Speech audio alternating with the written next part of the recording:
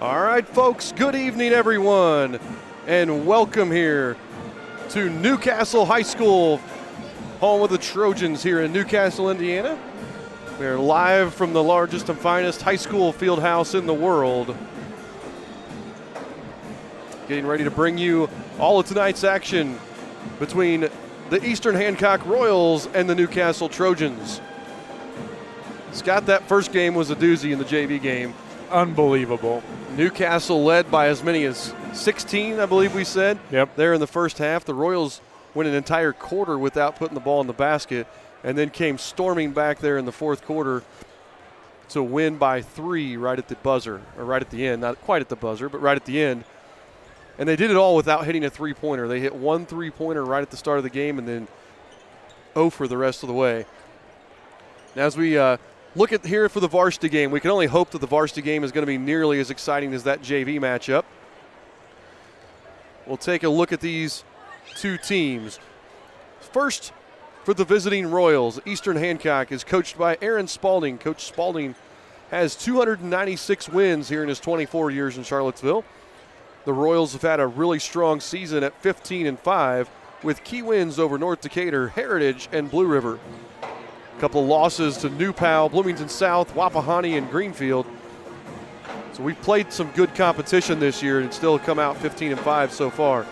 The Royals are averaging 63.1 points per game and only giving up 42.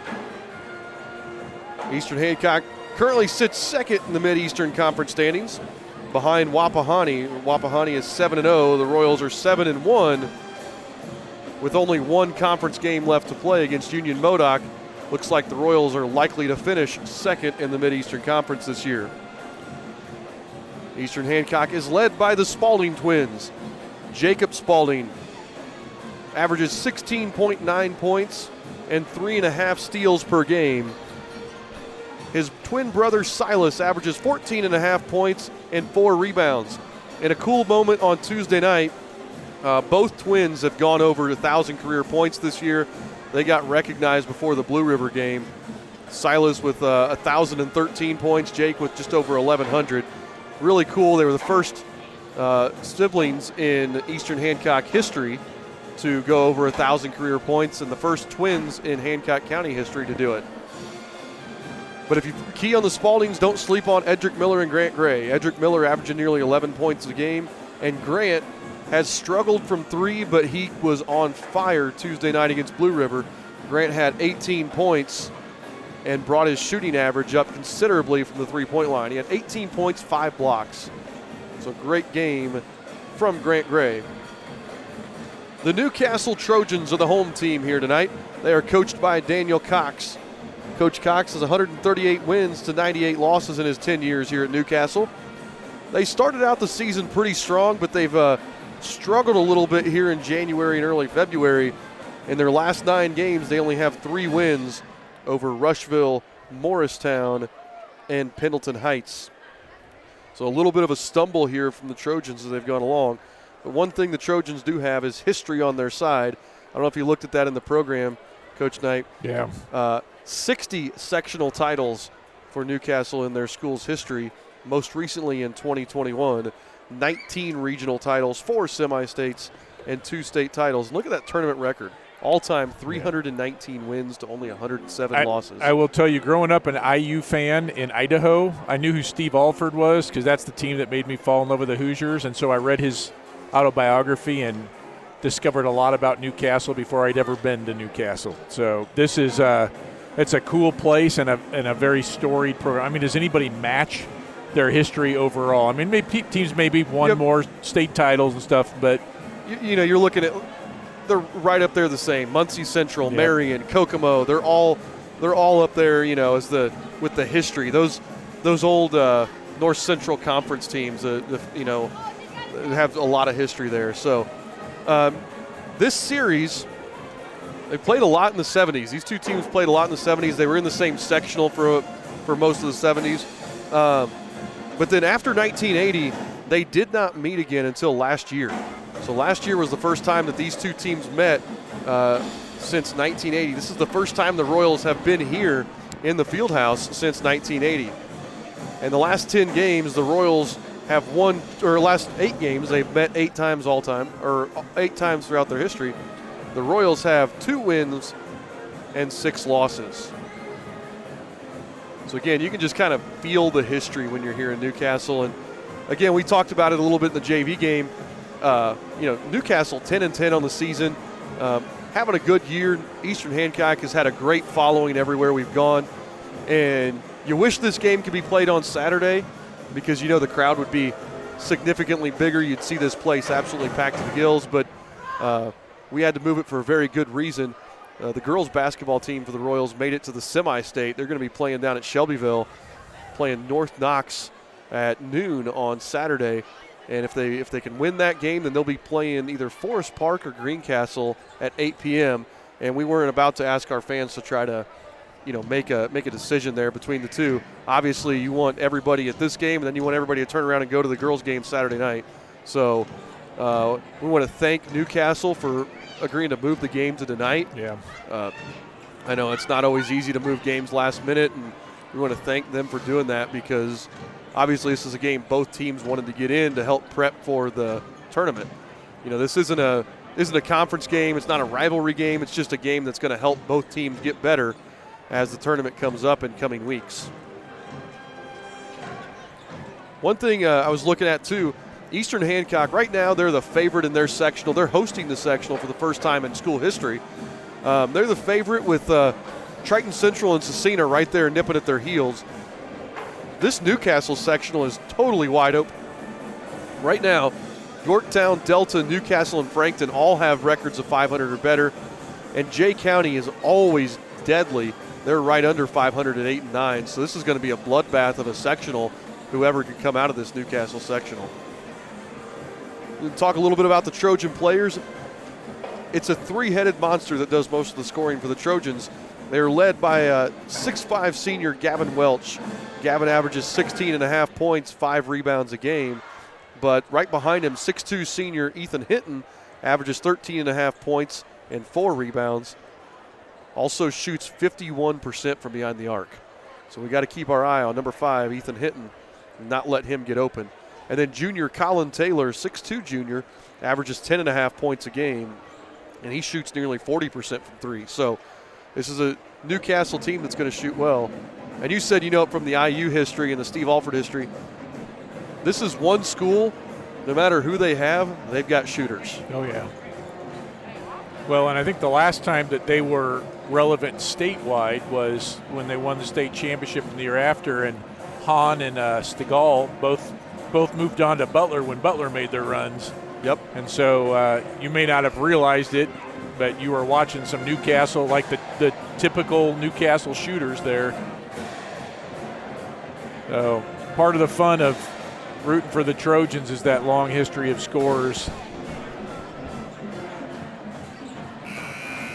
And if you have not been up here to see the arena, it's worth a drive. The Indiana High School Basketball Hall of Fame is maybe a block away. Right next door, right down the hill, yeah. So, and then you could swing down to Knightstown, see the gym where Hoosiers was filmed. Yeah. A lot of history here in Henry County. Hoops and Henry. It's a great place to see some great basketball too. And there's some really cool historic gyms. You look at the old Middletown gym is a really cool old gym, the Spiceland gym. There's a lot of interesting gyms in this area. And speaking of big gyms, I keep hearing rumors, but I keep hearing maybe more accurate rumors of just up the road in Anderson, the Wigwam possibly getting revitalized. Wow. So that's a shame that it's sitting empty right now. Yep. So I keep hearing maybe more, truthful rumors. Still rumors, but that would be a great thing.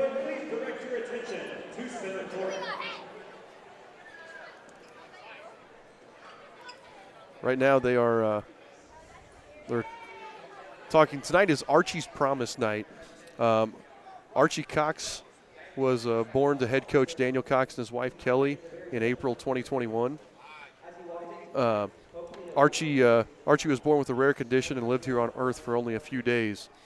In honor of Archie and to help families going through similar devastation or loss, Daniel and Kelly created Archie's Promise, It is a foundation created to help other families, and Newcastle student government has been raising money to help fund Archie's Promise. Tonight is Archie's Promise night, and I bet half the shirts that we've seen here in the gym are Archie's Promise shirts, and I've seen bracelets and sweatshirts, raising money for the Henry County Community Foundation to help families that have been in similar situations. And I think they're getting ready to present a check here to the Community Foundation. Just a wonderful, wonderful organization, and it's awesome that the Newcastle student government is the ones really initiating it to help in Archie's memory.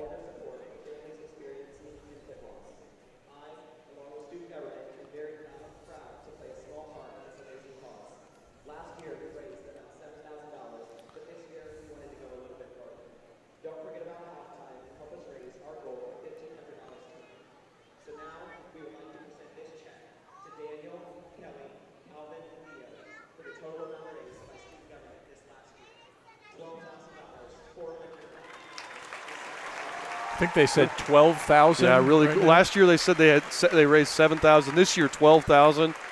They reached their goal of 1,500 tonight, just tonight alone. So awesome. I know our superintendent, Dr. Phil Hauer, was telling me about this this organization. Just a great thing here tonight.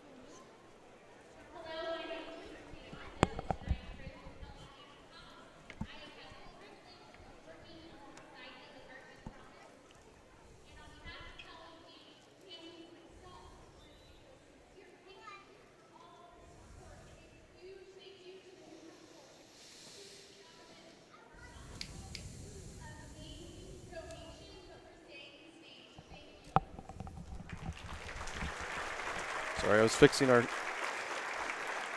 were trying to block. We've had people in the JV game constantly going in front of our camera, and so we put some middle schoolers in front of it to help keep people out of our line of sight here tonight. Yeah, people would rather walk the long way than have to associate with middle schoolers. So. Once again, welcome to Newcastle High School. At this time, if you would, all right, we're going to do national anthem here. And then, we're doing a Pledge of Allegiance. Oh, nope, we're doing Pledge of Allegiance, then national anthem. And then we will return with starting lineups right after that.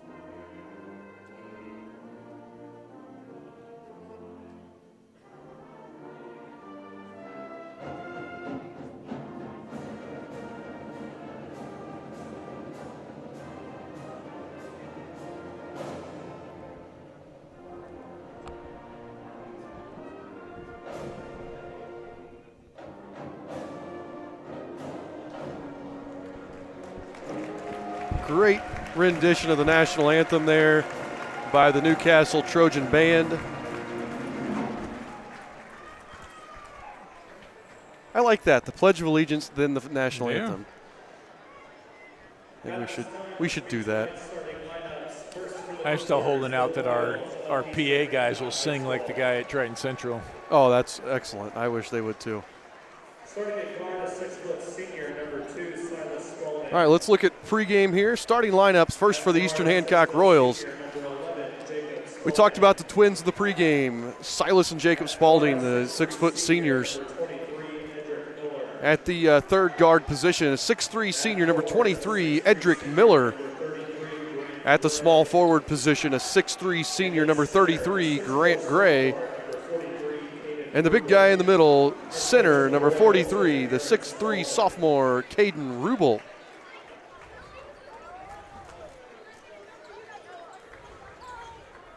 Now for the Trojans.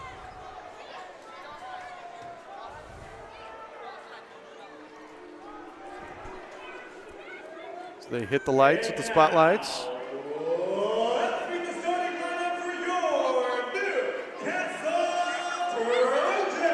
I do like the green spotlight. Yeah, Scott. that's cool.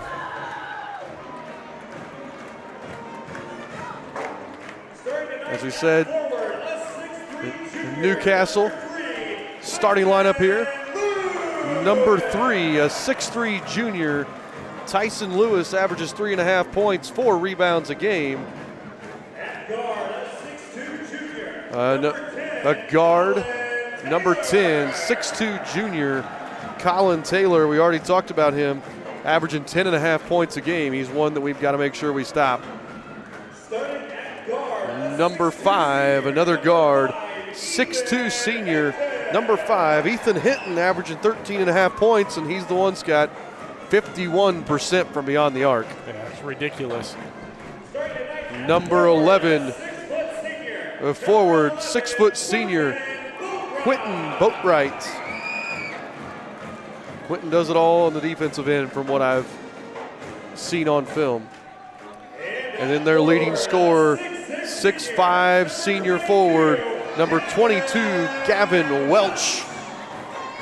And I know Gavin Welch had a game against us last year when we played these guys.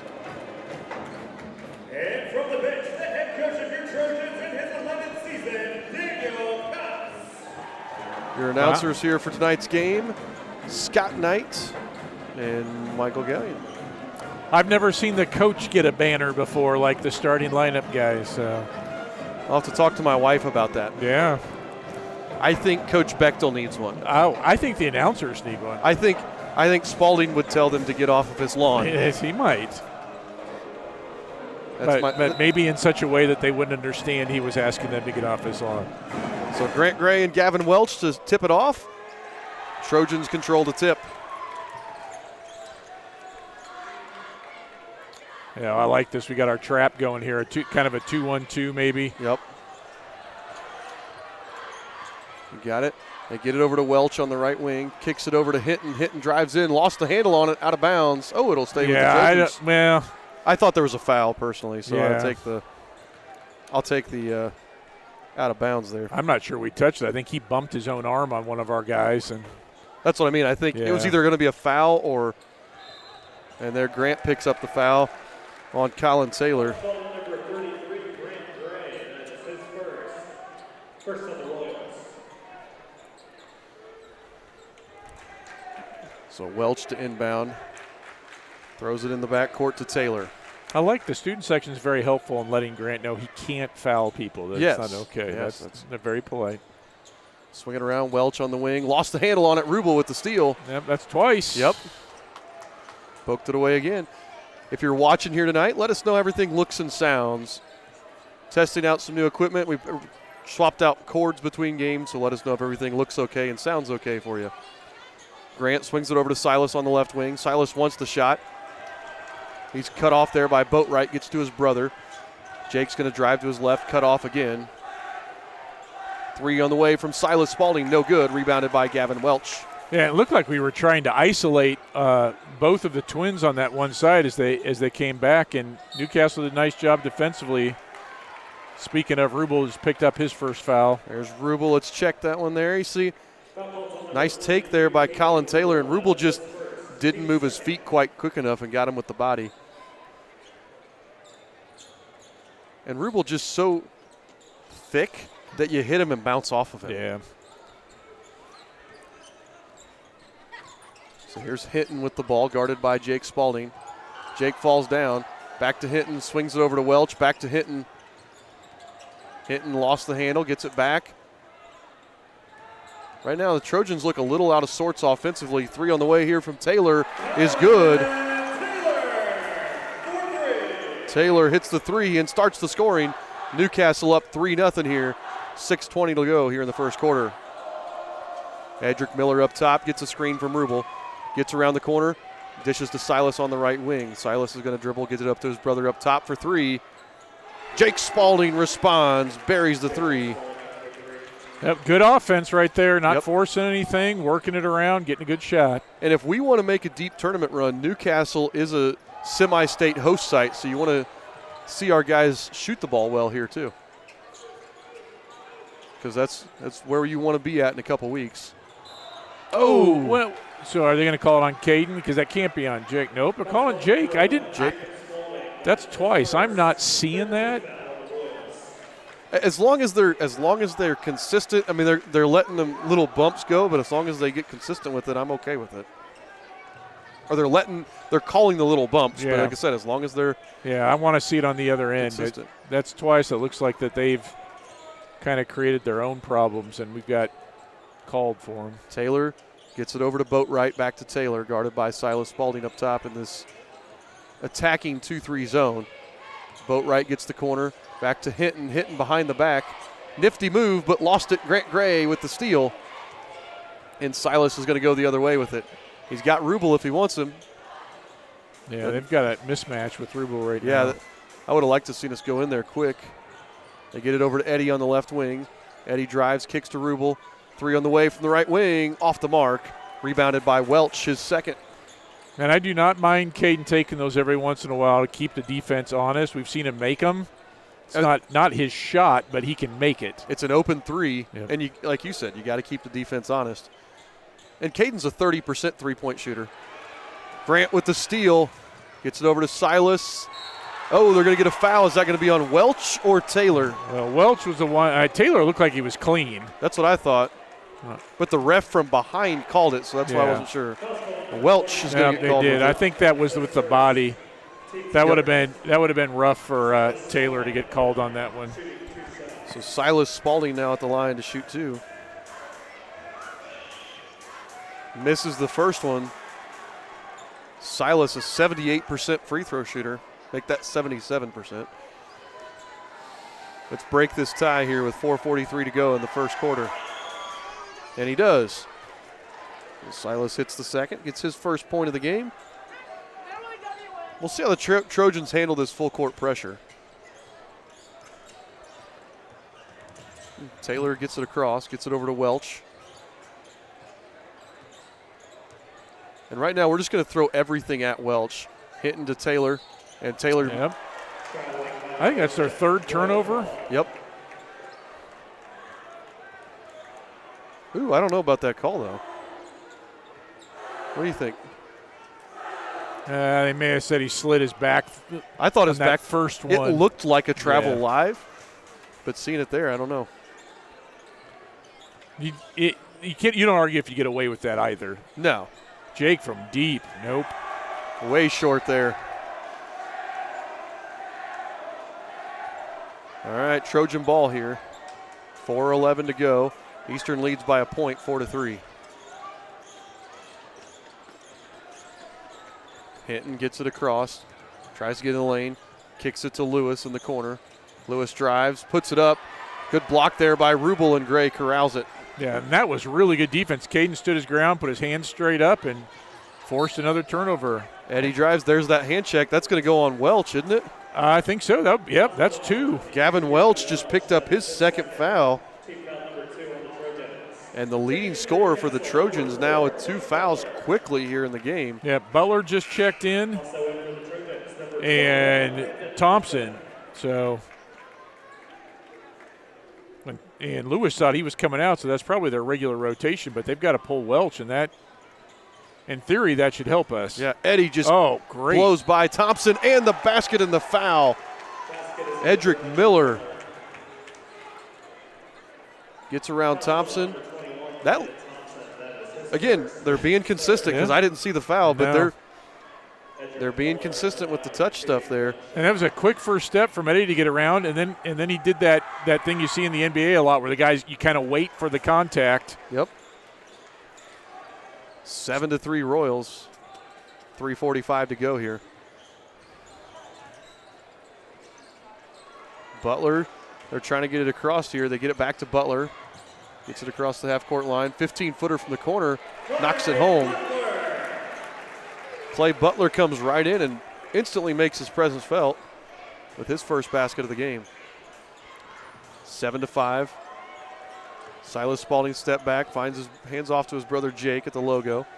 Jake over to Edric on the right wing. Edric tries to get by Lewis and can't. They swing it around to Jake on the left wing.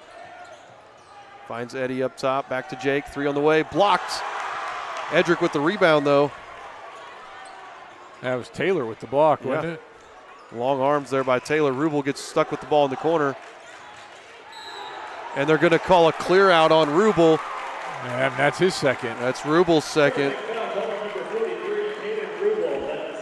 And it looks like I think Rubel extended the left arm just enough there. Yeah. That got him the foul. IU could have used that call last night. Yep. So Luke Morris checks in. This is about normally the time Luke checks in for Caden anyway. I think Luke was already at the bench, I believe. So doesn't change the rotation, but we hate to see Caden get those 2 early fouls. Oh, too easy. We just let Hinton right around us. And Hinton ties it at 7. Tie ball game, 2.5 minutes left here in the first quarter. Grant Gray up top, swings it over to Morris. Finds Silas, quick trigger up top for 3, no. Rebounded by Thompson.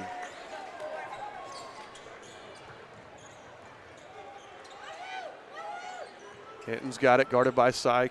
Kicks it over to Butler. Butler backs it back out and is going to reset. Throws it over to Taylor. Now back to Hinton with 2 minutes left here in the first. And Luke Morris just picked his pocket.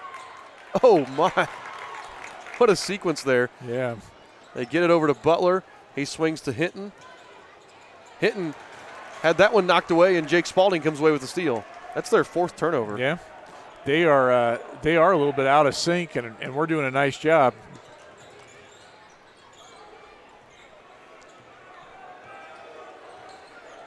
Eddie picks up his dribble, finds Jake in the left corner there. Back up top to Sy. Back to Jake. Jake drives. Oh, and cleared out. Yep, he did. And that's a good call. Jake extended the arm. Gave him a little chicken wing to clear some space. That's Jake's second. Yep, Jacob Spalding now with 2.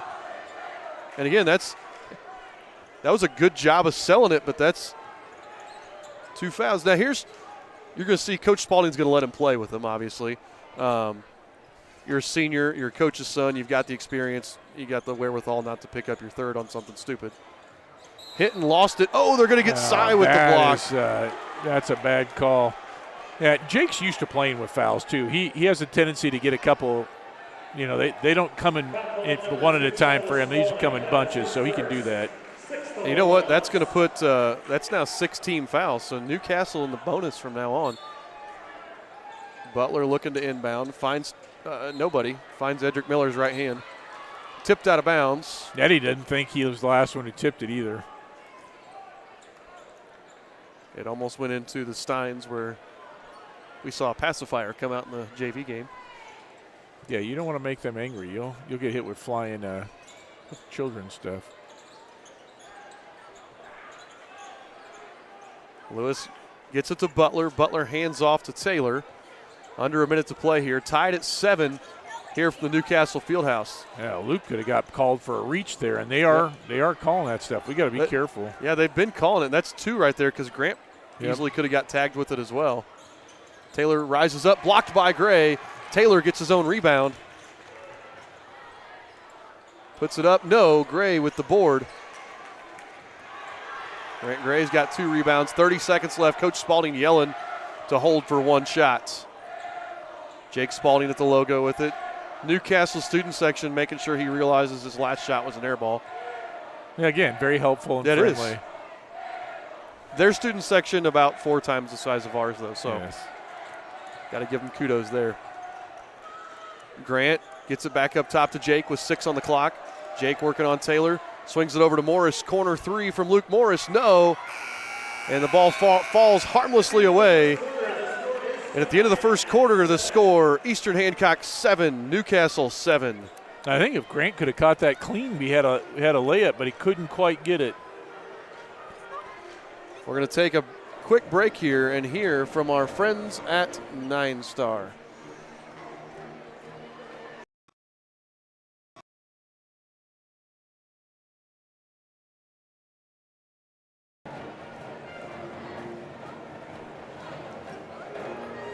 And we're not going to hear from our friends at 9 Star. We were trying to hear from our friends at 9 Star. Let me see if 9 Star is very focused on customer and member care, focused on making sure that however we communicate with the member and customer is how they want to communicate. You know, sometimes we're the one person that they speak to in a day, and you want that conversation to be happy and pleasant. As a nonprofit co-op, we're focused on providing the best service we can for our members. 9 Star is a different kind of company, and the difference is you. All right, we're back here. Tie ball game from the Newcastle Fieldhouse here. As we said in the pregame, the largest and finest high school fieldhouse in the world. Do you know the capacity off the top of your head? Only because you said it earlier. 8,424. Okay, I was going to say 8,500, so I'd have been over just a little bit, although I'm sure they could figure out a way to squish those other 76 people in. Put them in the bathrooms. Jake Spalding gets an edge, drives to his left, blocked out of bounds by Taylor. That's Taylor's second block. Yep. He's got long arms. Yep, and he did a good job staying with Jake. Jake often just blows by players, and Taylor kind of looks like Jake body type. Yes, he does. Quick and long-limbed. They get it to Jake, back up top to Silas. Swings it over to Eddie. I'd like to see Eddie get going, hit it, Ed. Nope, off the mark. Rebounded by Taylor. Taylor 3 points, 2 boards here. Low scoring quarter, Yes. 7-7. That's especially for the Royals. yeah. Newcastle only averages about 53 points a game, but Eastern averaging nearly 65. Taylor with the ball. Swings it in the corner to Butler. Butler nothing doing. Gets it back out top to Taylor at the logo. Back to Butler on the wing. Butler drives. Pulls up, kicks to Welch, who just came back in. Gavin Welch drills the three and puts the Trojans back on top. 10-7. 1 minute gone here in quarter number 2. Luke Morris on the right wing. Gets it up top to Gray. Swinging around, Silas Spalding, open three from the top of the key. Short, rebounded by Taylor. And right now, we got to get some offensive boards. Yeah, they're really hustling. Our defense has been good. Yeah. Oh, my goodness. And they're going to let that go, yeah, and that was pinned against the backboard. Welch with another three on the way. No, rebounded by Edric Miller.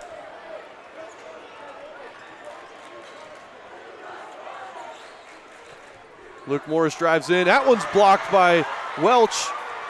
Hinton comes away with it, goes the other way, puts it up, can't get the roll. Edric Miller going the other way.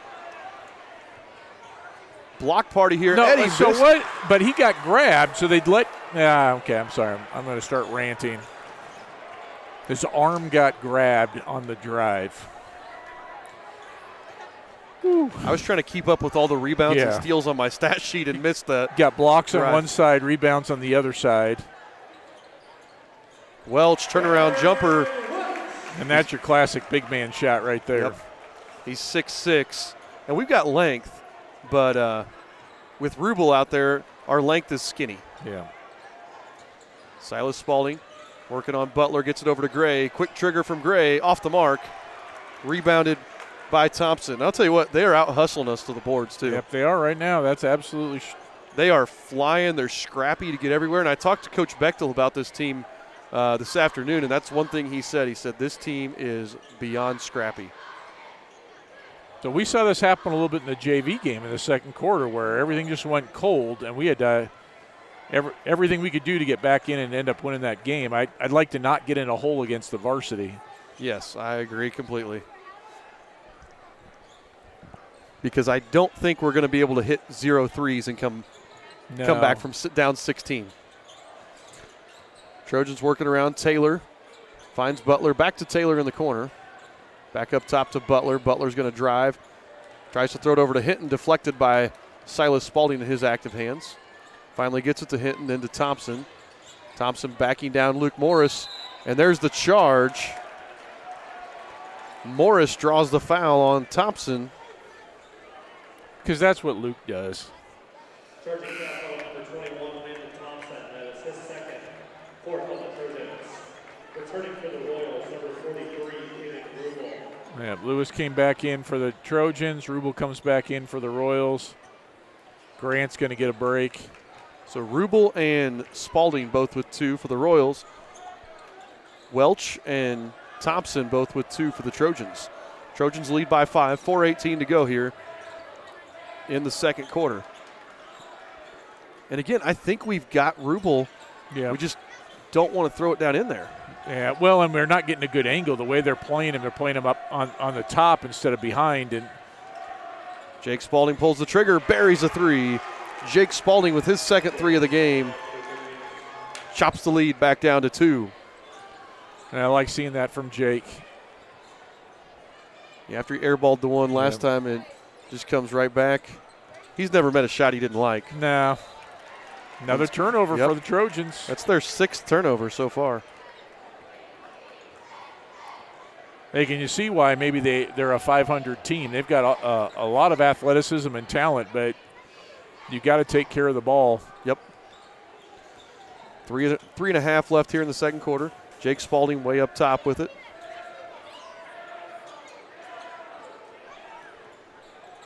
Actually, that's 7 turnovers for them. Sy gets around Butler, drives. Butler tried to poke it away from behind, and Butler picks up his first foul. It's the team's 5th. That is his first. 5th on the Trojans. Returning for Newcastle, number 11, Quincy Boatwright. We want to thank our statistician, Jim Jackson's doing the stats from Florida. He's watching us tonight and keeping the stats and sending them to us. Hopefully he's sitting on the beach while he's doing it. Silas, no. Morris, there. Welch just picked up his third. Yep, and that was a typical Luke Morris play right there. Yep. Luke had position, and well, that was kind of one of those lazy fouls where you kind of reach out and swat at it, and Luke being like 5'8", a lot of times you just bigger guys think they're just gonna grab that ball over him, but Luke Morris, that's a critical block out. That's a critical foul on Welch at this point in the game. Yep. Cole Johnson checks in for him, but that's why it's not a big deal to get that foul. But when you already have 2, that's where it's a game changer. Rubel off the mark on the 3, rebounded by Boatwright.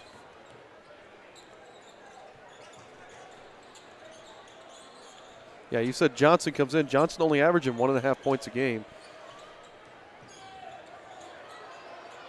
Hinton nearly lost it, gets it back out top to Taylor. And so again, when Welch is on the bench, that could hurt him there. Hinton pulls the trigger for 3. No. Jake Spalding with the rebound. He's going to push the pace, but Newcastle hustles back on defense. Swing it. There it is. Eddie for 3. Boom. Edric Miller helps the Royals retake the lead with that 3, 13-12. 2:23 to play here. And I love that. We kept making the passes till we got the open guy because it started with Jake, right, being double teamed. Yep. Leaving somebody open, and we can all shoot. Taylor finds Johnson. Back up top to Taylor. Taylor's going to drive with the left hand. Gets all the way in, but was looking for the foul, and Rubel gobbles up the rebound. I think he was looking for the foul rather than the made basket. Yep. Silas Spalding's going to pull the trigger, and Silas buries the shot. Quick timeout from Coach Cox as the Royals push the lead to 4. 3 threes on 3 consecutive possessions there. Leads up to 4. And, I said it earlier, if we want to make a run to semi-state, this is a potential semi-state site. You want to shoot the ball well here in this gym. And right now we've hit 4 threes already.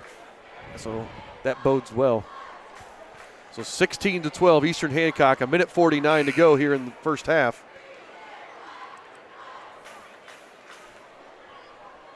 And right now the story is, I think, turnovers and fouls. Yep, absolutely. I've got Newcastle with 7. The Royals I have with just 1 turnover. There had been a couple times it looked like it was going to be a turnover, and ball just happened to go to them. So Yeah. and Newcastle not taking good care of the ball. Both teams with 6 fouls right now, but those 3 big ones on Welsh.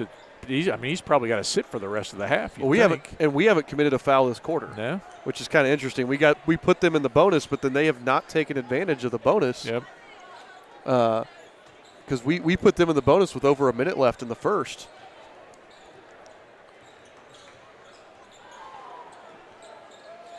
Hinton swings it over to Taylor. He's guarded by Silas. Back to Hinton at the logo. Oh, it is second quarter. Our scoreboard is not reading correctly there. Sorry. Yes, former Royal superstar Addison True, thank you for your help. Second quarter now. Checking in for Eastern. Cody Hibbert was supposed to keep the scoreboard up to date for us, and he's slacking on his duties. Darn it. Corey. All right, minute 12 left. Eastern by 4, 16-12. Hinton with the ball, looking for a screen here. Gets it over to Taylor, back to Hinton, back to Taylor. Working on Jake Spalding. He drives, kicks to the corner. Johnson for 3. Johnson buries the 3. And they're needing that. They're needing scoring coming from unexpected places. Yep. With Welsh sitting. Pulls it back to within 1, 16-15. And it looks like Coach Spalding's going to hold for the last shot.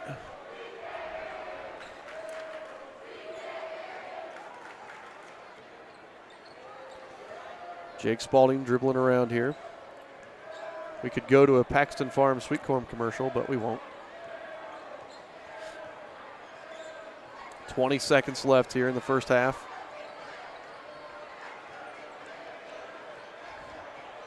Jake usually goes about 10. Makes a move, kicks over to Eddie. Deep 3 from Edric Miller. Perfect! Edric Miller knocks home the 3. Taylor going the other way, gets the shot off way too hard, and that'll do it for the end of the first half. Eastern Hancock 19, Newcastle 15. Big second quarter there from the Royals. It was 7-7 tie at the end of the first.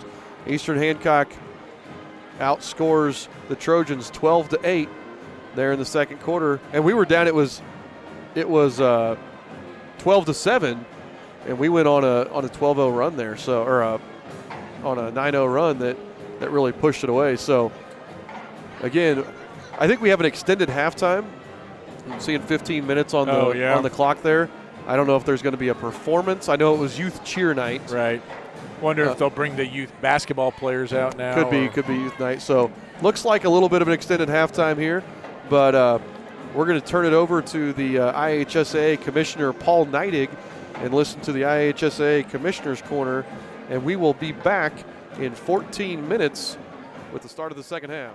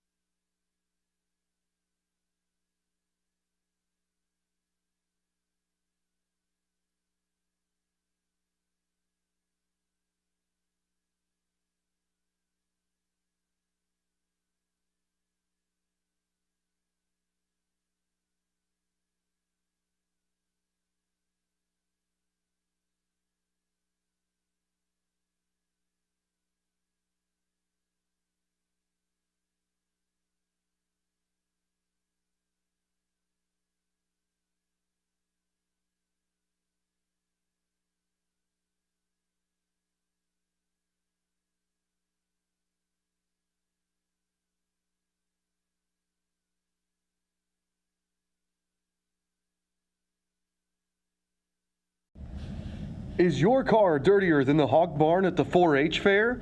Have your children made such a mess that your back seat resembles a landfill? Then you need a full-service car wash.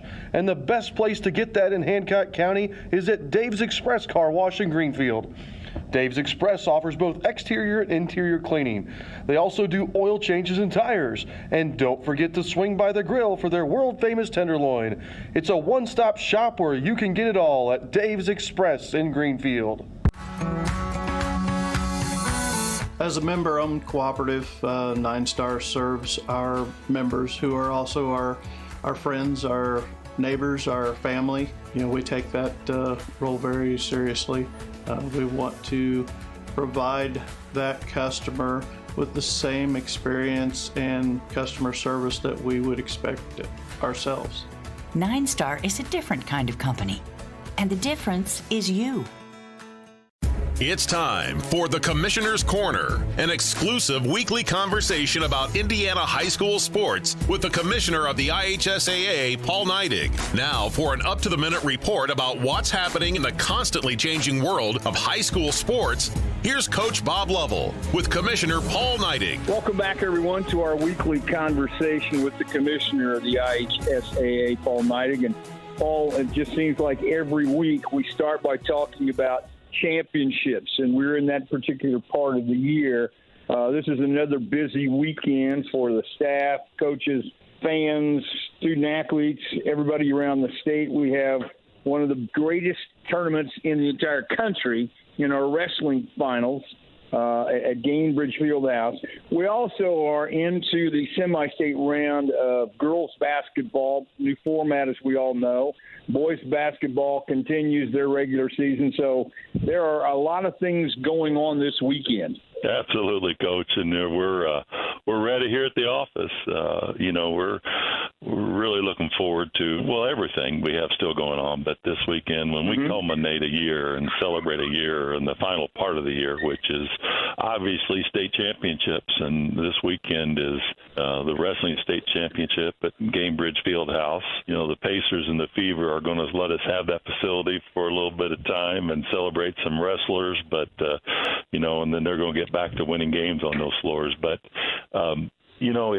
you go through that whole day. Friday night, you have to win to advance the state championship and the medal round the next day. And then the next day, it's just one match after another, 4 mats. And then we finally, at the evening, we get together and we turn the lights down in the facility and spotlight the floor. And we have 2 wrestlers that have come through the north or the south face off with each other and with an opportunity to win a state championship. It really is an incredible. If there's anything more dramatic in terms of a championship than what you just described, I'd like to know what it is. I don't know what it is either, Coach, and it just gives me some chills here just thinking about it. And I would invite any of our listeners, if you've never been to a wrestling state championship, I would suggest that you come out and enjoy the evening, because you will not find a more exciting evening. And they're all exciting, but this one's really fun. I would suggest you get tickets quickly, because it's an event that normally has a jam-packed arena, does it not? It does. We have a huge crowd at our wrestling state championship. You better get your ticket, because, like I say, I hope we sell that place out, because those kids deserve to play in front of a supporting audience that's full of fans. Well, if you're a basketball fan, you have some games. You mentioned semi-state round, new format, 8 different sites, 4 teams, 8 winners. Winners will move to Gainbridge Fieldhouse for the championships. And you mentioned the reaction. I have to believe that the reaction was pretty solid around the state. It was. We've heard a lot of good feedback. We had our semi-state selection show on Sunday, where we'd let our opponents, our participating schools, know where they were going, but we also let them know who they were going to play against. And we got a lot of we had we had an incredible audience that was interested in watching that show, and so that was enthusiastic. But I think there's a lot of excitement around the tournament right now, and this new format allows. We have double the number of teams in the tournament a week longer. You know what? That means there's going to be double the number of pep assemblies out there in our schools to celebrate these young ladies that get to play here and have a chance to go to the state championship game at Gainbridge Fieldhouse. Sunday night, Greg Rakestraw and I will be with you to talk about the pairings for the upcoming boys state championship. It's always fun to do it, and we appreciate the honor. But you talk about excitement. That's another one of those exciting nights around our state. It is exciting. The pairing shows, they'll be out in full force. The teams will gather, as teams do, and they'll watch the pairing show, see who they play on what night. Then the preparation begins for your week-long, could be 3 opponents in a week to win a state champion or sectional championship. Again, just a great show, and I got to tell you, it's phenomenal because we've also got 2 of the best broadcasters in the business breaking down the show and giving some expert information to our audience. Thanks for listening to The Commissioner's Corner with IHSAA Commissioner Paul Neidig and Coach Bob Lovell. And thank you for your continued support of the high schools in your community. Governor Holcomb, I love how high school sports teach the importance of the journey. I couldn't agree more, Commissioner Neidig. Before any measure of success is achieved, like making a winning play or earning a state championship, student athletes go on an essential journey that humbles and teaches them every step of the way. The lessons learned along the journey of high school sports are about so much more than just the game. Student athletes learn how to persevere through adversity, never give up, and to get better every day. This second classroom teaches the skills, behaviors, and attitudes student athletes need to be successful on the playing field and in life. There's no better training ground for today's teens on their way to becoming tomorrow's leaders. Support the vital work of education-based athletics by buying a ticket to your high school's athletic events. This is keeping education in front of athletics. This is the journey of high school sports. This is your IHSAA. When moving into a new home, we ask ourselves questions like, who is the best internet provider in town? Well, have you considered locally owned 9-Star Connect? We've become the fastest, most reliable, and dedicated fiber-to-the-home internet company in central Indiana. Our internet packages have been modified, and we are changing speeds at a more competitive price. So give us a look. Visit us at 9starconnect.com. 9-Star is a different kind of company, and the difference is you. We all need to eat more vegetables, but we run into the same problems every time we go to eat them. Carrots and peas just have no flavor. Beans and Brussels sprouts have side effects that will send children running in fear. But there is one vegetable that everyone loves. It's corn. And when it comes to corn, there's only one name to trust: Paxton Farms. Paxton Farms sweet corn has been your go-to source of corn in Hancock County for years. So head on down and grab some, and when you think of corn, think Paxton Farms.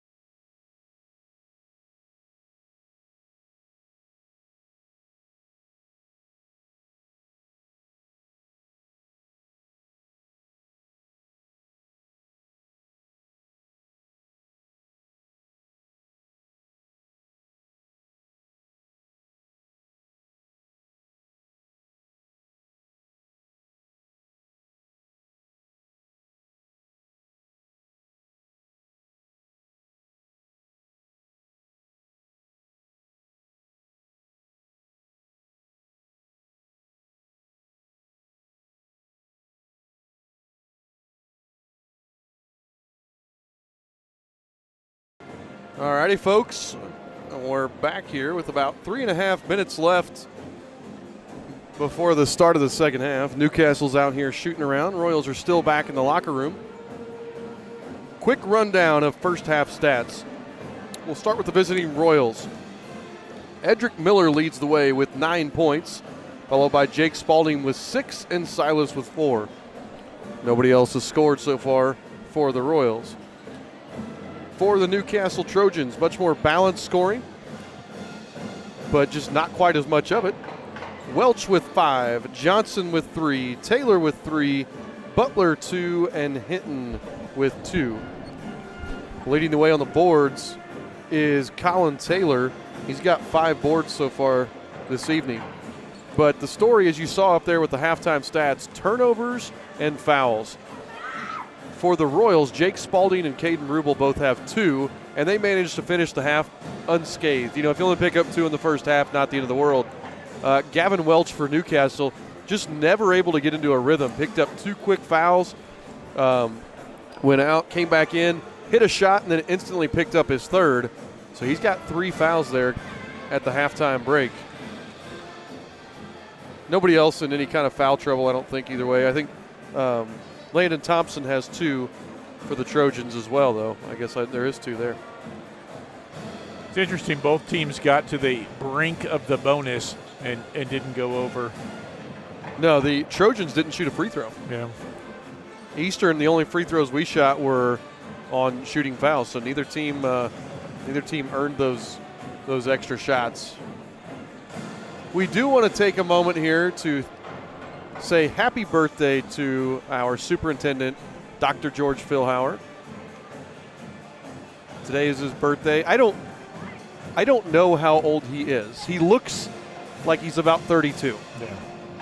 But I don't know. His kids are in school, so he might still be 32. He might still be 32. He looks like he's about 32. I also wonder if he's figuring out how to get us a arena like this. He seems to be able to come up with big ideas and make them happen. He makes them happen, I'll tell you that. But, yes, happy birthday, Dr. Philhauer. We also saw our former superintendent, Dave Poff, is here tonight. He's in the house with Jane.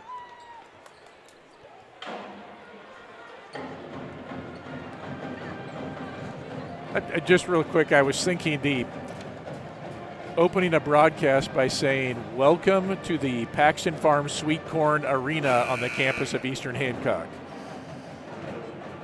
I mean, we might need to make that happen.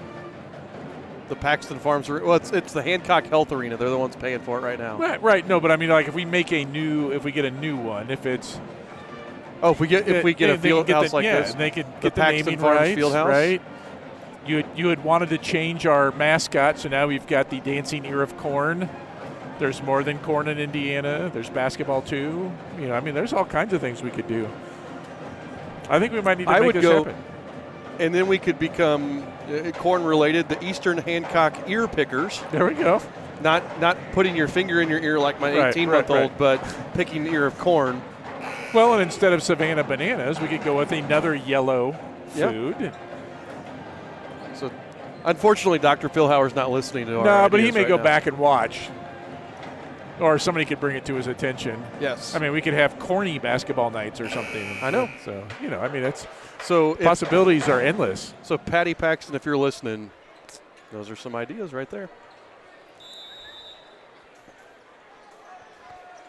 I mean, Newcastle ball to start the second half. They trail by 4 to the Eastern Hancock Royals.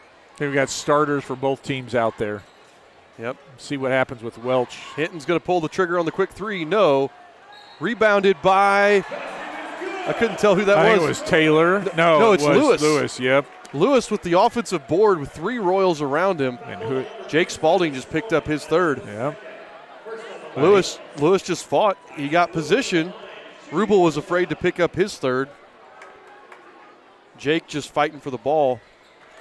Does pick up his 3rd. Lewis knocks down the free throw. And that's probably the opening that the Trojans wanted. Oh, yeah. By the way, we want to thank everybody who's tuned in tonight. 140 viewers. If you're a Royal fan or a Trojan fan, either one, we want to thank you guys for spending your evening with us when you could be doing so many other things. Patty Paxton says she's listening. So all right. There we go. So let's make I don't know. I guess we could have a corn palace here. It doesn't mean, Yeah. I mean, South Dakota doesn't have to be the only place with one. Well, Newcastle was Chrysler High School for a long time. There we go. Paxton High School. Yeah. Taylor thought about it, gets it back over to Welch. Finds Boatwright, swings it back over to Taylor. Taylor drives, step back, not there. Finds Hinton. Hinton gets into the paint, kicks it back out to Boatwright. Good job by the Royals of cutting everything off. Gavin Welch's 3, no. Lewis with another offensive rebound, blocked away by Gray. but right into the hands of Gavin Welch, who knocks home the 15-footer, and the Trojans retake the lead 20-19. That was a fun sequence to watch right there because they were making us chase like we were playing a zone, and we kept recovering and recovering and recovering. And it was like we were playing ourselves there. And Jake beats Taylor, gets the basket, lays it in for 2. And you can't fault the defense for that. I mean, Caden's had a nice block, just unfortunate it went to Welch. It went right into Welch's hands, and Welch finishes it off, but Jake Spalding gives the Royals the lead again, 21-20. Hinton penetrates, puts it up, blocked out of bounds by Rubel. Yeah, and we're fortunate Jake didn't get a reach there, the way they've been calling things. Jake easily could have got a reach, but Rubel's active hands blocked that one out of bounds. Boatwright looking to get it in. Finally does. Taylor with the ball. Guarded by Silas Spalding. He's going to give it off to Welch. Swings it over Hinton. Kicks over to Taylor. Taylor penetrates. Cut off by Rubel. Tries to go over to Hinton. They're going to be tied up, and it's got to be a jump ball. That's going to be Royal ball on the jump.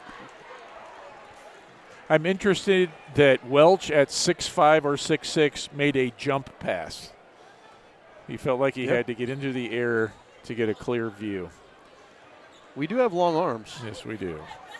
Jake Spalding gets a screen from Rubel, gets the corner, goes up through the contact, missed it. Hinton comes away with the rebound. I'm not totally sure how he didn't get a foul call there. Again, the consistency. Welch, no. Lewis with another offensive rebound, and he's fouled by. And Rubel wasn't trying to do anything. He was just standing there, but Lewis shot into Rubel's hands. Did they give it that? Because Grant came from the back. Yeah, they gave that one to Grant. They gave that one to Grant. Grant reached over for the block, I think. And they're not a shooting foul, though? That's interesting. Well, yeah, it is interesting. You feel like if it was a foul, it had to be a shooting foul. That's kind of what I thought. Welch on the right wing, guarded by Edric Miller. Gets it to Lewis. Lewis drives, kicks over to Boatwright. Boatwright throws it into the Eastern Hancock Elementary students over there. One of my favorite cheer blocks, the elementary school cheer block. I like the octogenarian cheer block. Yeah, it's not the bad. The 80-plus crowd is always yes. good. And then the O'Neill cheer block. Yes. Eddie in the corner, guarded by Welch. Back up top to Silas, guarded by Boatwright. Silas Spalding drives on Boatwright, and Boatwright's going to get a hand check foul there. I was hoping Silas could convert that. That would have been. I think it was going to be on the floor anyway. Yeah, you're right.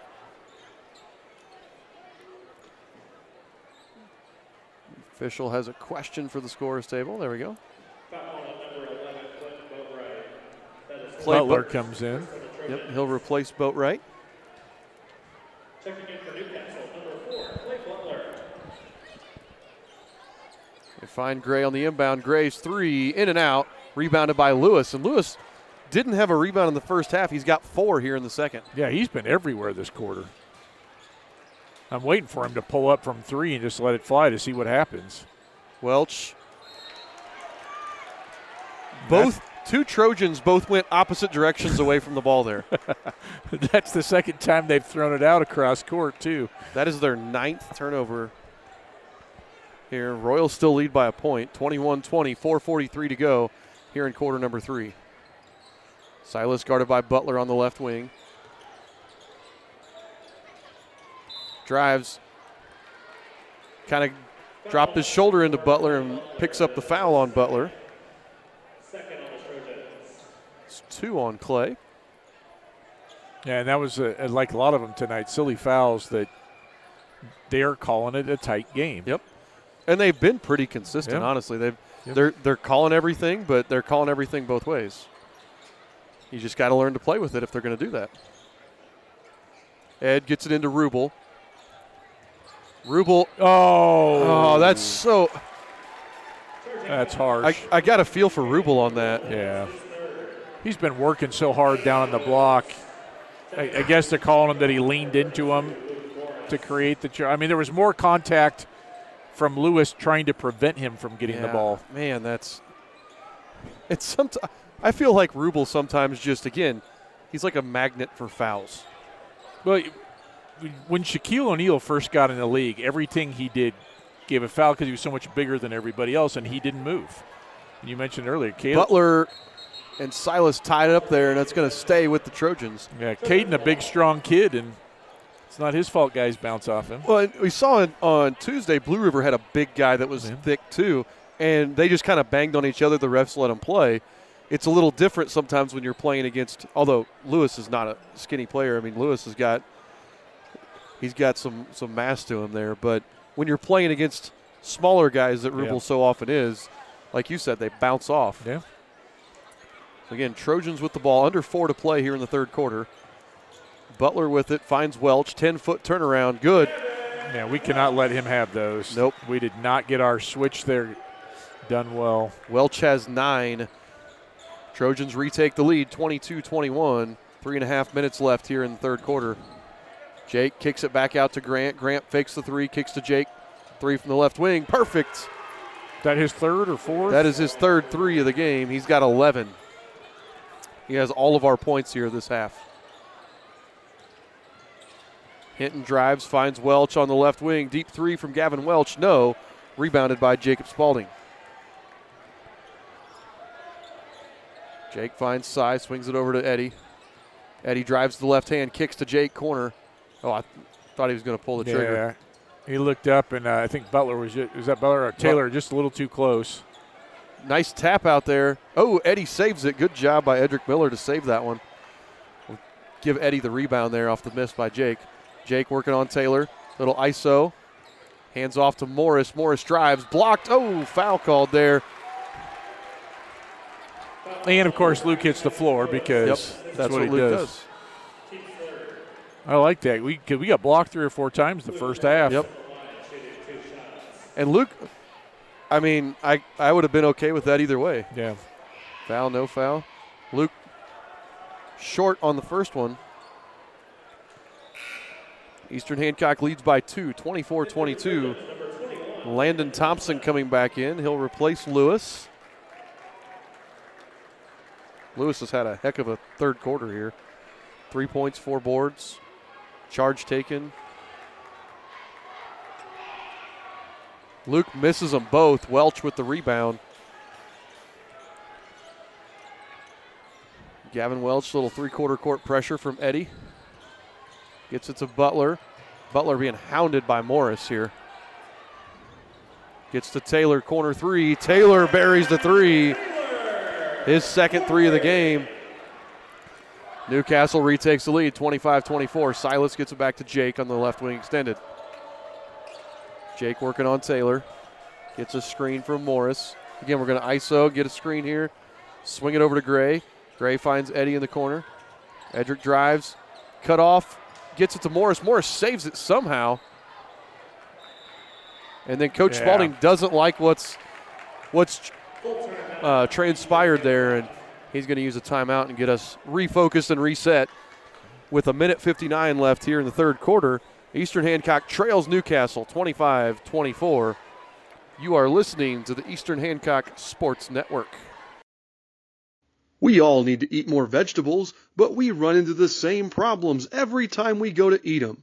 Carrots and peas just have no flavor. Beans and Brussels sprouts have side effects that will send children running in fear. But there is one vegetable that everyone loves. It's corn. And when it comes to corn, there's only one name to trust: Paxton Farms. Paxton Farms sweet corn has been your go-to source of corn in Hancock County for years. So head on down and grab some. And when you think of corn, think Paxton Farms. The commercial does not say, as someone just mentioned, that vegetables are bad for you. They're good for you. They're bland. Some of them are bland, yes. And tasteless, and the other ones have, what did you say, effects that side effects. Beans and asparagus or Brussels sprouts have effects. That's true.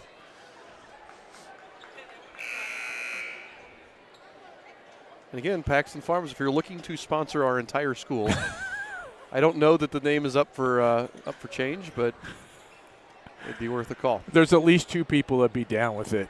We'll assume that Coach Paxton would be all right with it as well. Jake Spalding working on Taylor, hands off to his brother. Silas drives, Wraparound pass to Luke, swings to Gray. Gray drives, spin move into the lane. Layup, no good. Tipped out, Taylor grabs it. You know, one thing that I've noticed, like several possessions, we've made passes that have not hit our shooters in the spot, and we've missed out on some shots. Hinton takes it all the way in himself, lays it in for 2, and pushes the lead up to 3. Gotta tighten it up just a little bit here on the offensive end. Silas drives, gets the foul called. Is that going to be Hinton? I don't know. I think there's about 3 guys they could have given it to. Butler, all right. That's 3 on Clay Butler. And Silas will go to the line to shoot a pair. Nope, they're going to call it on the floor. Yeah, I think that was. I thought the way they were lined up, I agree it was on the floor, but. Yeah, I think he got hit and then got hit again by somebody else. So. Oh. I want to see Grant take that. Yeah, I think he's getting a little gun shy. It's not falling for him. But he was so hot on Tuesday night. Yeah. He needs that pump fake to Luke and then come back and shoot the shot there. I think Newcastle reminds me a lot of our kids, though, the way that they play defense. Yes, they do. Eddie for 3. Short. Rebounded by Thompson. Hinton kicks over to Butler. Butler would have had a look if he could have caught that one clean. He's going to get Thompson in the short corner there. Thompson working on Morris. Ooh, dangerous pass. Gets it to Welch, though. Under a minute to play. Welch swings over to Butler. Butler's jump stop is going to be a travel there. Yeah, you get away with something, but not quite that. Not that one, nope. 44.9 seconds left here in the third quarter. Eastern Hancock trails by 3, 27-24. Well, we try to run down the whole 45 seconds. Nope. Going into a set here. I think if we had the lead, we would, but we're going to try to get a basket here. Maybe a 2-for-1 kind of situation, even though there's no shot clock. Jake out of the circle. Dribbling, he's guarded by Taylor. Now we might decide to hold here. 20 seconds. Jake directing traffic, getting everybody where he wants them. 10 seconds here. Nice hesitation there. Jake with the finish. And then Welch can't get the shot off. And a great take there by Jake Spalding. Gives him 2 more. And Jake was the only one that scored for us that half, or that quarter. But a great job by him. And at the end of the third quarter, the Royals trail 27-26 to the Newcastle Trojans. You want to do our trivia question, Scott? Yeah, let's do that. We'll take our trivia question here. So, 11 years ago, actually, so in 2012, Valentine's Day, 11 years ago this week, Eastern Hancock's Victor Vince and Alexandria's Mitch Yegi scored 52 and 51 points respectively. This is the only time that the Hall of Fame could find in IHSAA history where 2 opponents scored 50 each in a game. What is the next closest scoring game between 2 opponents in IHSAA history? Really, really good. So the closest that 2 opponents ever got to 50 in IHSAA history. I don't count like somebody scored 100 and somebody on the other team scored 12. I'm talking both opponents getting to 50. See if somebody knows the time that happened there.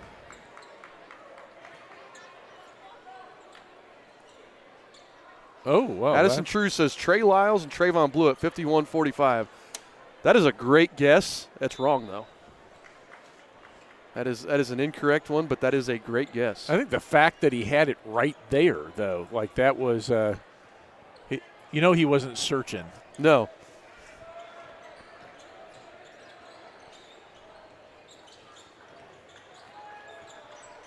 Royals start with Rubel and his 3 fouls still on the bench. Oh, there Thompson just picked up another foul. That is Thompson's 3rd.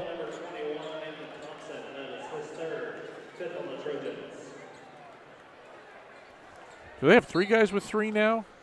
Yes, I've got Thompson, Butler, and Welch all with 3 for them. We have 2, Rubel and Jacob Spalding. It's almost like nobody else has had fouls except for the guys with Jake with nice. an up and under move. Goodness gracious, Jake Spalding with 2 more. He gives the Royals the lead again, 28-27. Gavin Welch pulls up long 2, no. Rebound by Eddie. Edric Miller, his 5th board of the game. Now, so our trivia question, highest scoring game between 2 opponents not named Victor Vince and Mitch Yagi. I'll give you a hint, our opponent has something to do with it. Oh, Eddie can't finish, but he's going to draw the foul there. That would lead me to believe that Steve Alford is involved. There have been a number of good basketball players from Newcastle. Eddie's going to go to the line to shoot 2. That foul was on Hinton. Eddie short on the first one. Checking in for the Royals, number 43, Caden Rubel. Caden Rubel comes back in for Gray. 6:58 to go. Eastern leads by 1. Eddie's got one more free throw coming. Hits it. Got a couple more guesses coming in. Yeah. Next timeout here, we'll talk about it. Taylor, 3 from the wing, looks good, is good. Taylor with another 3, his 3rd of the game, and he retakes the lead for the Trojans.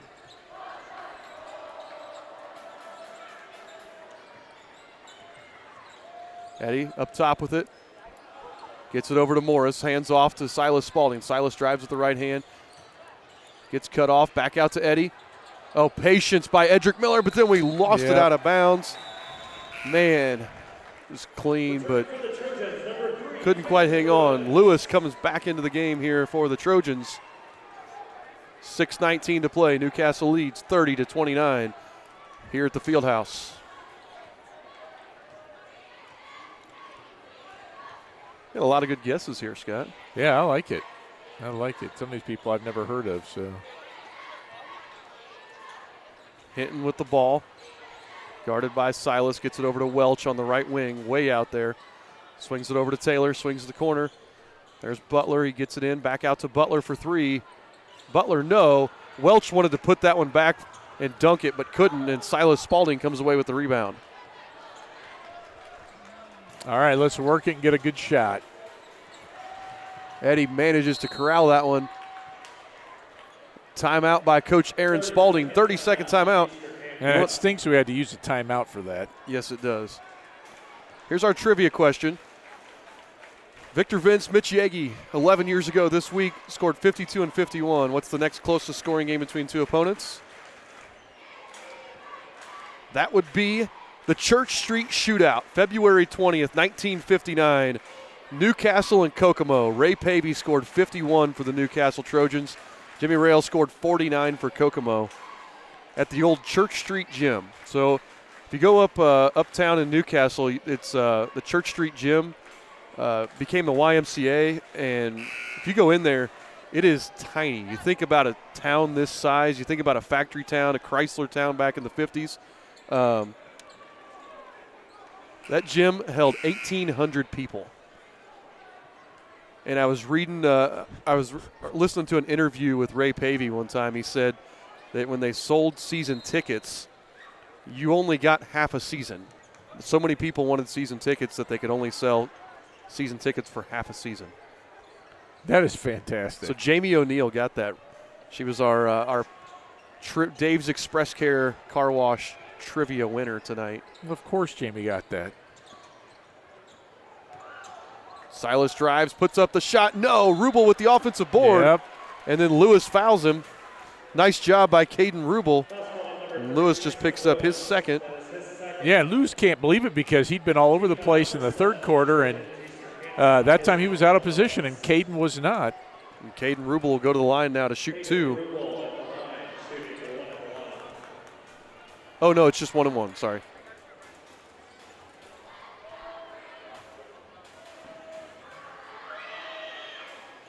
Rubel short. We're leaving too many free throws short here. Yep. Think about how amazing that is, that that's only been the 50 points that one time for both opponents. Welch throws it over to the scoreboard in the corner. There was no Trojan over there. I think he was throwing it to his bench or the official. Yeah. No, it's definitely Jamie that got that. Jake Spalding. Taylor on him, gets the corner, kicks to Eddie in the corner. Edric drives, dishes over to Morris. Morris is going to penetrate, kick back out. Edric Miller, 3 on the way.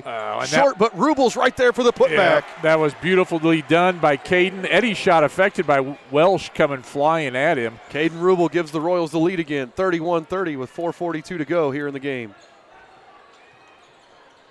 My scoreboard still says third. They'll just keep telling him. Jake just picked up his 4th foul. My apologies. Oh, they've only got him at 3. I thought he hit 3 earlier. I thought he did too. I have Jake for 3. Yeah, I'm not going to complain.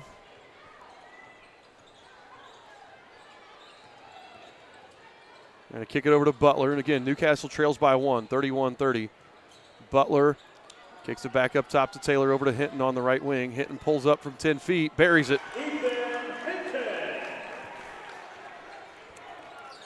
Trojans retake the lead, 32-31. Silas over to Edric. Swings it over to Rubel, back to Gray. Back up top, Silas Spalding with it. Dribbles around, gets to Jake. Under 4 minutes to play in the game. Edric Miller working on Gavin Welch. Welch has to be a little careful there with his fouls. They find Gray. Gray pump fakes, long 2, in and out. Rebounded by Taylor. Taylor's got 7 boards to go along with 9 points on 3 threes. Gavin Welch with it. 3.5 to play. He gets it over to Taylor. Back to Taylor, back to Welch.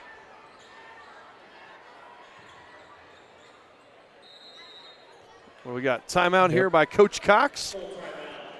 With 3:17 to play, the Newcastle Trojans lead the Eastern Hancock Royals 32-31. We're going to take a quick break and hear from our friends at 9 Star.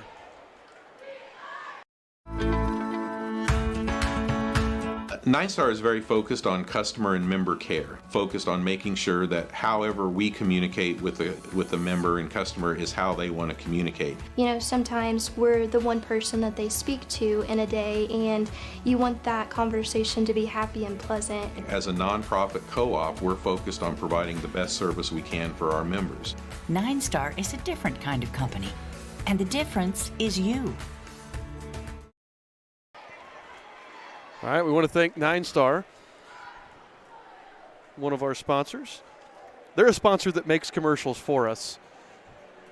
Our other sponsors, I have to make the commercials, and they're very cringeworthy. I think they're fantastic.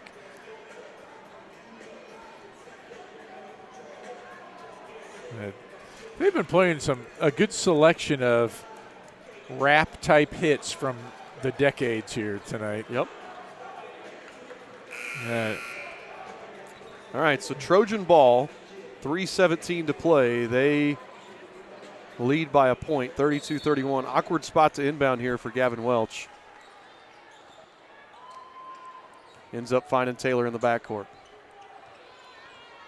Now we've gone to that one high trap with Edric there. They get it to Butler, get it over to Welch. Welch drives. Ooh. Grant tries to take the charge and can't get it. Back to Butler. Butler's fouled by Edric Miller. And you got to wonder, it seemed a little early for a. They called it on Jake. Oh, that's 4. Yeah, that may be one of those, like, we got to get close so if we need it. Yeah. Kind of fouls. So I don't know who that foul was on earlier, because I had Jake for 4 prior to that. Hinton to Welch, skips it over to Taylor, inside to Lewis. Lewis turnaround jumper, no, tipped out, grabbed by Gray. Wild shot, and that's probably not the guy they want shooting at that point, nor is that the shot they want. 2:40 to play. Jake Spalding, his team trails by 1, Finds his brother Silas. Silas cut off by Butler. Silas drives to the right, puts up the shot, hangs on the front of the rim, but Gray with the offensive board. They swing it around. Jake Spalding pulls up over Taylor, buries the shot. Jake Spalding. He's having a big night. Yes, he is.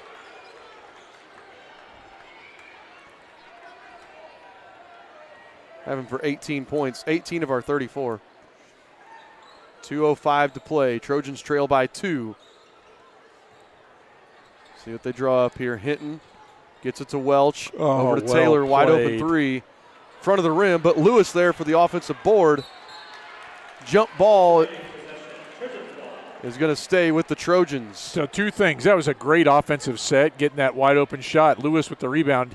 Jake very bravely reaches in and ties that up, but that could have been disastrous.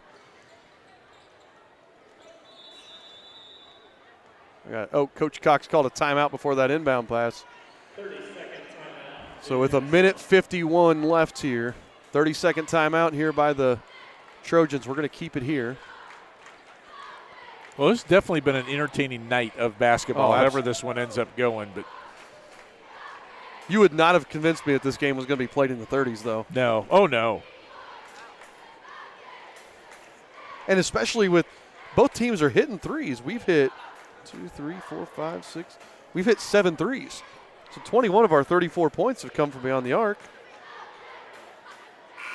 They've hit 5. I think both teams, though, running through their offenses, there haven't been nearly as many fast break points as we sometimes see. No.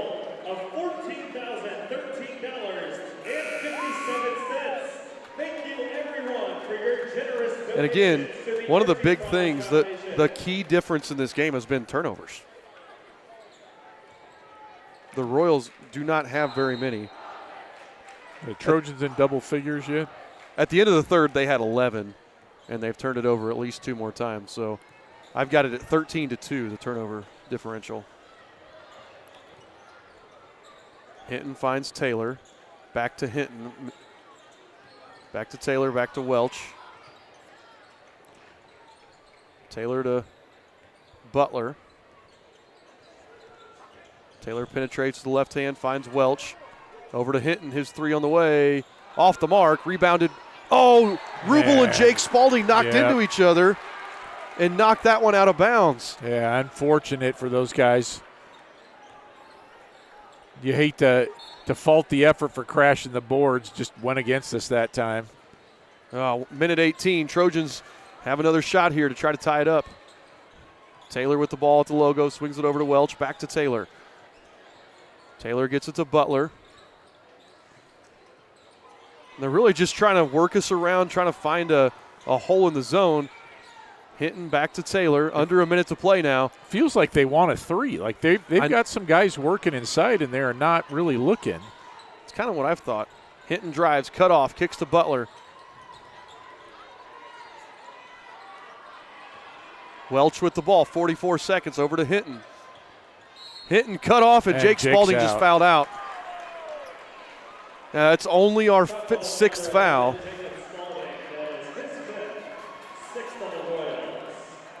So that's only our 6th team foul, so no free throws yet. I think the part that hurts here, though, is that Jake he's been our engine tonight on offense. Yes. Well, Eddie's had it going some, but Jake's got over half of our points. Yeah, we've got to have some guys step up here. In the second half, we've had 3 points from somebody not named Jake. So 40 seconds left here. Welch with the ball in the wing, guarded by Silas. Pulls the trigger from 3. Gavin Welch buries the 3 and retakes the lead for the Trojans. See what happens here. Silas Spalding, 27 seconds, drives to his right. Puts it up, blocked by Hinton, and Hinton corrals it, and then Hinton is going to be tied up by Morris. Oh, they got the jump ball. Yep. They gave him the jump ball. That's going to be our ball. Trojans were wanting the timeout, but Coach Cox wanted the timeout, but the problem was all the refs were focused on what was going on the floor. Great hustle there by Luke Morris. Luke got underneath like the taller defender to get that ball. And that's going to give us a shot, because if that had been a foul, that would have been Hinton going to the line where he's a 66% free throw shooter. Still a 1-point lead now here for the Royals. 1-point deficit for the Royals, 35-34.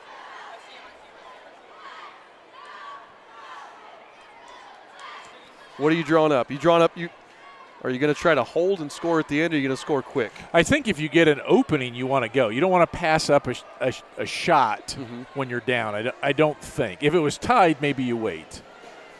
But we want to give ourselves a chance. I think if you miss, that you can get the offensive rebound and a putback. Then you live with your defense, which has been pretty good tonight. Well, and with only a 1-point game, you can still foul. Even if they hit both their free throws, it's still a one-possession game.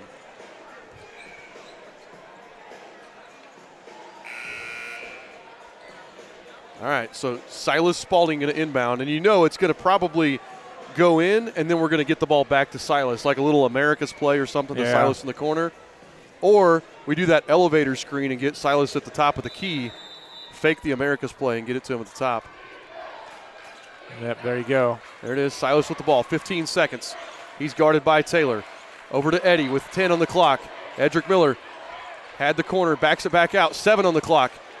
Eddie working on Taylor, drives, spin moves, puts up the shot, can't get the roll, and Lewis with the rebound, and Gray has to foul him with 1.2 on the clock. Edric Miller. Edric just couldn't get the roll. That's what we wanted. Yep, he got a good clean look. He got rid of Welch, and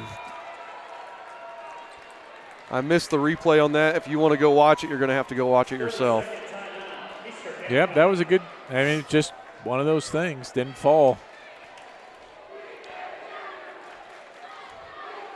I like that. I like Ed going to the basket right there, and he went at the perfect time. It gave us a chance for an offensive rebound, but it just hung on the rim a little too long, and Rubel and Gray couldn't get that putback. Lewis knifes through there and gets was it Lewis that got the board? Yeah, he seemed to be everywhere on the board this second half. Yes, he has.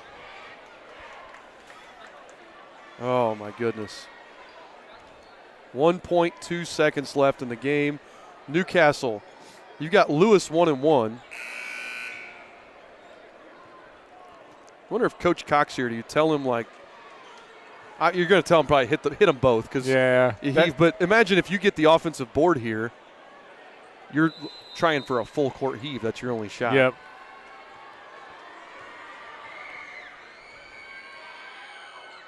Lewis off the mark. Rubel gets the timeout with 0.7 seconds left here. Problem is, unlike the NBA, we can't advance it. But you know what? We're going to run the Christian Leitner play? No. We're going to run – I tell you what, when I was a freshman in high school, in double overtime, Cloverdale beat us on a little bit more than three-quarter court shot. I'll call it a 7/8 court shot, and ruined our homecoming. And I'm still mad at them for that. I think that's fair. There's no statute of limitations on ruined homecoming games. Chase Haltom, I believe, was the one that took that shot. One of the toughest players, both football and basketball, I ever had to play against. They put 0.2 of a second back on the clock. That seems right to me. Yeah, 0.9 on the clock now. So here's what we're going to have to catch the ball running toward the basket, though. We can't do the thing where we're coming back. You'll never get – your momentum will prevent that shot from going. Now, I tell you who I think is oddly possibly our best half-court shooter is Rubel. Yeah. Rubel and Morris are actually like the best half-court shooters. But I think we all know they're probably going to try to find a way to get Silas or Eddie or Grant one of the shots here. So I'm sure they've practiced this, knowing our coaching staff. It's like those Thursday football plays that you work on. All right, Luke Morris to inbound. Deflected by Welch, and that's going to do it. Man. And I liked what we had. We had both Eddie and Silas coming back. Just a tough way to end that one there. And that's the 6'6 Welch. Yep. What are you going to do? You can't, 6'6", and he can jump out of the gym. Yeah, and you can't run. You can't run the baseline because it was off a missed shot and a timeout. Yeah. So the Eastern Hancock Royals fall to the Newcastle Trojans here, 35-34, in a heartbreaker for this Eastern Hancock team. Eastern Hancock will fall to 15-6 on the season. Newcastle will advance to 11-10. We're going to do some additions here for our stats, and then we're going to take a break here from our friends at the IHSAA, and then we'll be back in just a moment here with our post-game show.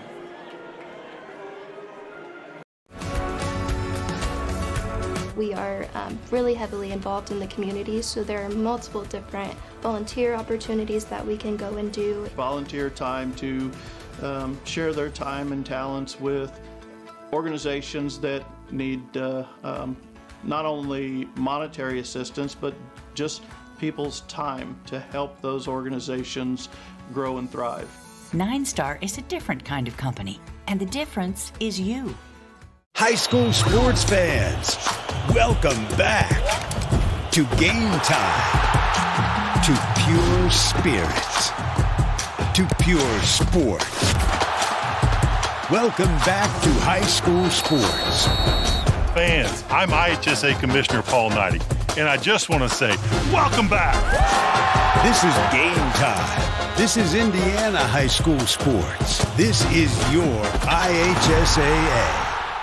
When moving into a new home, we ask ourselves questions like, who is the best internet provider in town? Well, have you considered locally owned 9-Star Connect? We've become the fastest, most reliable, and dedicated fiber-to-the-home internet company in central Indiana. Our internet packages have been modified, and we are changing speeds at a more competitive price. So give us a look. Visit us at 9starconnect.com. 9-Star is a different kind of company, and the difference is you.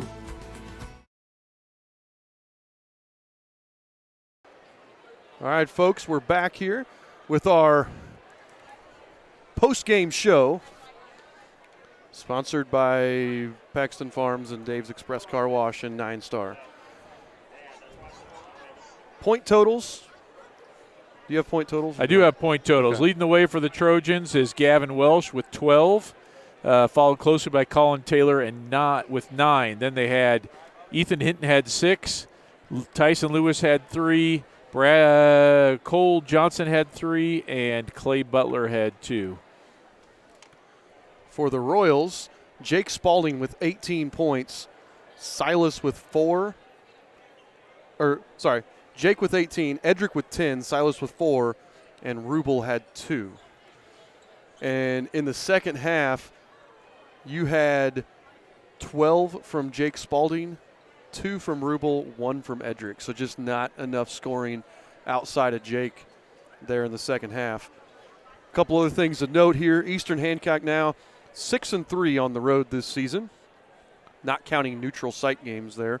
And they are now 2-1 against 3A schools, 8-5 in non-conference games, 0-1 on Thursday nights.